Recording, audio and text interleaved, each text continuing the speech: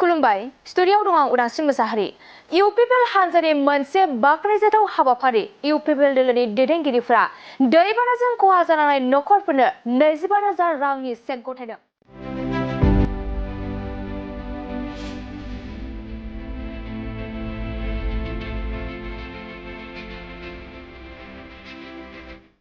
नंगौ थांनाय समाव थाद'नाय गैयै अखा हानायनि जाहोनाव गोबां ओनसोलफोरावनो गोबां अखा जालांबाय।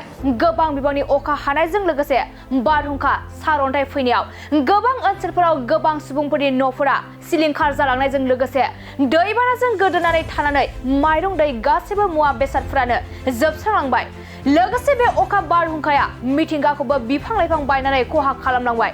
गोबां बिबांनि अखा हानायजों खानामाख्रा दैमानि बुखारनाय दैबानानि जाहोनाव खहा जानांनाय एबा दैबानानि जेंनाजों मोगा-मोगि जानांनाय खुंख्राजरा ओनसोलनि सुबुंफोरनो बिटिआरनि सीएम प्रमद बर'आ सीएम रिलिफ फान्डनि सिङाव गंफ्रोमबो नखरावनो 25,000 रांनि चेक अनसुंथाइ गथायनानै होदों।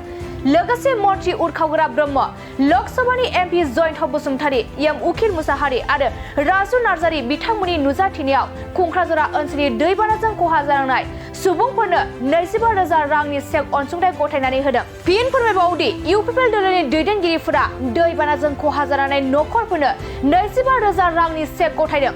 थांनाय समाव थाद'नाय गैयै अखा हानायनि जाहोनाव गोबां ओनसोलफोरावनो गोबां अखा जालांबाय। गोबां बिबांनि अखा हानायजों लोगोसे बारहुंखा सारअन्थाइ फैनायाव गोबां ओनसोलफोराव गोबां सुबुंफोरनि न'फोरा सिलिंखार जालांनायजों लोगोसे दैबानाजों गोदोनानै थानानै माइरं दै गासैबो मुवा बेसादफोरानो जोबस्रांलांबाय। लोगोसे बे अखा बारहुंखाया मिथिंगाखौबो बिफां-लाइफां बायनानै खहा खालामलांबाय। गोबां बिबांनि अखा हानानै खानामाख्रा दैमानि बुखारनाय दैबानानि जाहोनाव खहा जालांनाय एबा दैबानानि जेंनाजों मोगा-मोगि जानांनाय खुंख्राजरा ओनसोलनि सुबुंफोरनो बिटिआरनि सीएम प्रमद बर'आ सीएम रिलिफ फान्डनि सिङाव गंफ्रोमबो नखरावनो 25,000 रांनि चेक अनसुंथाइ गथायनानै होदों। लोगोसे मन्त्रि उरखावग्रा ब्रह्म, लोकसभानि एमपि जयन्त बसुमतारी, एम उखिल मुसाहारि आरो राजु नार्जारि बिथांमोननि नुजाथिनायाव खुंख्राजरा ओनसोलनि दैबानाजों खहा जानांनाय सुबुंफोरनो 25,000 रांनि चेक अनसुंथाइ गथायनानै होदों।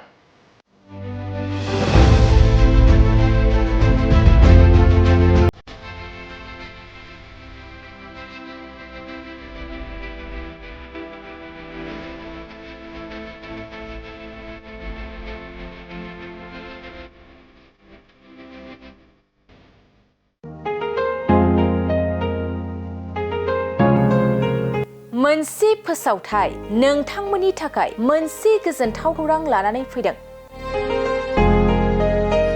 अदालगुरि जिल्लानि सिङाव थानाय डिमाकुसि बरंगाजुलिनि पिपल हलियाव लानानै फैदों नोंथांमोननो लेब्रा मुंनि गंसे गोदान रिजर्ट। नोंथांमोना बे लेब्रा मुंनि गंसे गोदान रिजर्टखौ तामुलपुर रडनिफ्राय फैब्ला सुख्लाय ब्रिजनि आगदा आरो अदालगुरि रडनिफ्राय फैब्ला सुख्लाय ब्रिजनि सिगाङाव आगसिथिंजाय मोननो हागोन। लेब्रा मुंनि गंसे गोदान रिजर्टआ नोंथांमोननो गोसोबायदि सुबिदा खालामनानै होनाय जादों। नोंथांमोना बे लेब्रा रिजर्टआव बर'नि गासै जाग्रा जामुंखौनो मोननो हानायजों लोगोसे बेवहाय नोंथांनि सुबिदा बायदि अर्डार खालामनानै जानो हागोन। जुदि नोंथांमोना तामुलपुरनिफ्राय अदालगुरिसिम थांनाय समाव ओंखामजों लोगोसे बायदिसिना जालांनो गोसो दंब्ला नैबे 8638879656 जानबुं नम्बराव कल खालामनानै सिगांग्रो अर्डार खालामहरनो हागोन।